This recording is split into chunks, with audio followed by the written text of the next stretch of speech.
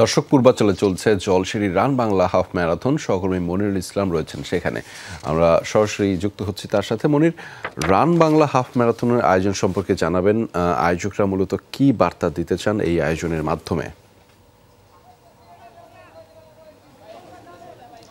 জি ধন্যবাদ। আসলে শীত এসছে এবং শীত আসার সাথে সাথে ঢাকা সহ সারা দেশের বিশেষ করে ম্যারাথন প্রেমী বা দৌড় প্রেমী বা শারীরিক শরীর চর্চা করেন এই প্রেমী মানুষদের জন্য একটা বিশেষ আয়োজন হচ্ছে এই শীতকালে। এই আয়োজনগুলো আসলে শুরু হয়। তেমনি আমরা রাজধানীর ঠিক পাশে জলশিরি পূর্বাচলের যে এলাকা, সেখানে জলশিরি আবাসিক যে এলাকা আছে, সেনাবাহিনীর তত্ত্বাবধানের যে আবাসিক এলাকা, তো সেই আবাসিক এলাকাতে Jolshiri run Bangla half marathon 2024 অনুষ্ঠিত হচ্ছে।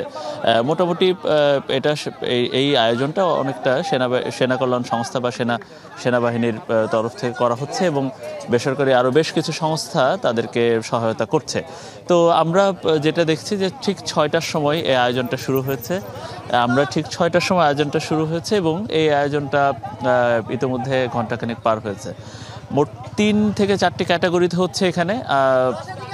আমরা যেটা দেখছি যে 8 কিলো, 10 কিলো এবং 21 কিলো, এই 3টি দৌড়ের মধ্যেও আবার এলিট এবং জেনারেল, মানে যারা একেবারে পেশাদার দৌড়বিদ তাদের জন্য একটা হচ্ছে, আর সাধারণ যারা দৌড়ান তাদের ক্ষেত্রে হচ্ছে এরকম আলাদা আলাদা করে হচ্ছে। তো ইতিমধ্যে আমরা বেশ ভালো পারফরমেন্স এখানে আমরা দেখতে পাচ্ছি, আবার সাধারণ মানুষদের মধ্যে বেশ উৎসাহ উদ্দীপনা দেখতে পাচ্ছি।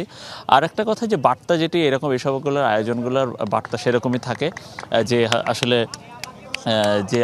যে এই ধরনের আয়োজনের ক্ষেত্রে মানুষের মধ্যে শরীর চর্চা, মানুষের মধ্যে স্বাস্থ্য সচেতনতা এবং বিশেষ করে খেলাধুলা বা অন্য নানা ধরনের এই যে কার্যক্রম তৎপরতা, এই শরীরটাকে আসলে সক্রিয় রাখা সব মিলে। তো এই শরীরটাকে সক্রিয় রাখলে হয় কি, যে মন দেহ সব কিছু আসলে চাঙ্গা থাকে। তো সেটা আসলে হয়। এটার এই যে আয়োজনে অংশ নিতে আমরা দেখেছি যে একেবারে দূর দূরান্ত থেকে মানুষেরা এসেছেন, নিজস্ব গাড়িতে করে এসেছেন, সিএনজিতে করেছেন, নানা যানবাহনে করে এখানে বেশ কষ্ট করে এখানে এসেছেন। তো এটা আয়োজনটা বেশ ভালোভাবে এখন পর্যন্ত চলছে, আরও ঘন্টা দুয়েক হয়তো সব মিলে চলবে। তো এরপরে পুরস্কার বিতরণী সেটার আয়োজনও করা হয়েছে এখানে। তো এই ছিল মোটামুটি রেজা এখানকার সব শেষ।